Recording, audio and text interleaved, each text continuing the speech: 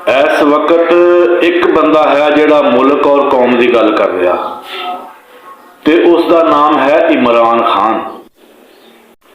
ते पूरी कौम का हक बनता है कि इमरान खान की जान की हिफाजत करे, क्योंकि इमरान खान एक कौमी हीरो आ ते मुजाहिद है।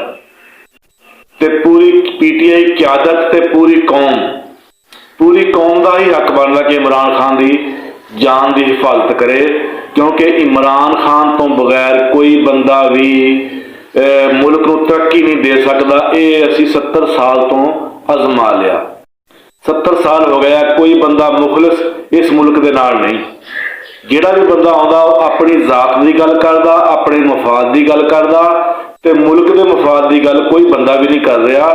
ते इमरान खान ही एक ऐसा लीडर हैगा जिहड़ा मुल्क की हिफाजत भी कर सकता ते मुल्क को तरक्की भी दे सकता।